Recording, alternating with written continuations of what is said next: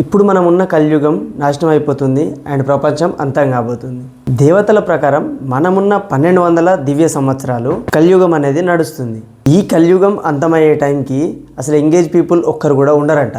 ప్రతి ఒక్కరైతే 20 సంవత్సరాల్లోనే ముసలోళ్ళు అయిపోతారంట. గంగానది అనేది ఎండిపోయి తిరిగి మళ్ళీ వైకుంఠానికి అయితే వాపస్ వెళ్ళిపోతుందంట. కలియుగంలో ఎప్పుడైతే 10,000 సంవత్సరాలు పూర్తవుతుందో అప్పుడు మన భూమి మీద ఉన్న దేవి దేవతలు అందరూ కలిసి స్వర్గానికి రిటర్న్ వెళ్ళిపోతారు. అసలు ఆ టైంకి మానవత్వం అనేది కొంచెం కూడా మిగలదని చెప్పేసి పురాణాలు చెప్తున్నారు. నువ్వు ఎక్కడ చూసినా నీకు మోసగాళ్ళే కనిపిస్తారు చుట్టుపక్కల.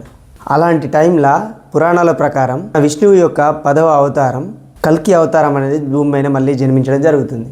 అతను వచ్చిన 3 రోజుల్లోనే పాపులను రాక్షసులను అందరినీ చంపేసి మన భూమిపైన ఉన్న ధర్మాన్ని అయితే కాపాడడం జరుగుతుంది. ఇలా జరిగిన తర్వాత 12 సంవత్సరాలు కంటిన్యూగా వర్షం అనేది పడుతూనే ఉంటుందట. అప్పుడు భూమి మొత్తం నీళ్ళతో నిండిపోతుంది, సముద్రం లెక్క సేమ్. అప్పుడు 12 సూర్యుల ఎండ అనేది మొత్తం భూమిపైన పడి భూమిపైన ఉన్న వాటర్ మొత్తం ఎండిపోయి కొత్త యుగం, కొత్త జనరేషన్ అనేది మళ్ళీ స్టార్ట్ అవుతుంది. ఆ యుగాన్నే మనం సత్యయుగం అని అంటాం. నచ్చితే ఫాలో చేయండి. మన ఇంట్లోకి బల్లి వస్తే మనం ఏం చేస్తాం? దాన్ని తరమడం కానీ, చంపడం కానీ, కొట్టడం కానీ చేస్తాం. కానీ మన భారతదేశంలో ఒక గుడి ఉంది. అక్కడ బంగారు బల్లి మరియు వెండి బల్లి ఉంటుంది. దాన్ని టచ్ చేయడం వల్ల వాళ్ళ పాపాలన్నీ తొలగిపోతాయని ఒక నమ్మకం ఉంది. అది ఎక్కడో కాదు, మన తమిళనాడులో ఉన్న కంచిపురం అనే విలేజ్లో వరదరాజ పేరుమల్ గుడి. ఈ గుడి లోపల ఉన్న సీలింగ్కి 2 బల్లులు ఉంటాయి. ఒకటి వెండి బల్లి, ఇంకోటి బంగారు బల్లి.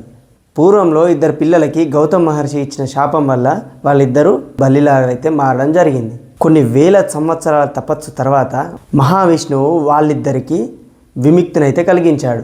మహావిష్ణువు వాళ్ళకి ఇచ్చిన వరం ఏంటంటే బంగారు బల్లి మరియు వెండి బల్లి వాటి రెండింటిని ఎవరైతే తాకుతారో వాళ్ళకున్న దోషాలు, శాపాలు, వాళ్ళు చేసిన తప్పులు, తెలియకుండా చేసిన తప్పులు అన్నీ తొలగిపోవడం అని చెప్పేసి వాళ్ళకు ఒక మంచి వరం అయితే ఇవ్వడం జరిగింది.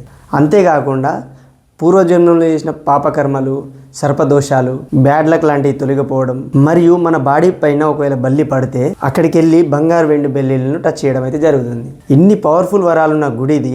ఈ ప్లేస్కి మనం వేటినైతే చీ అనుకుంటామో వాటిలో కూడా దైవం ఉంది అని చెప్పడానికి మంచి ఉదాహరణ. నేనైతే ఛాన్స్ ఉంటే 100% ఈ గుడికి వెళ్ళడానికి ట్రై చేస్తాను.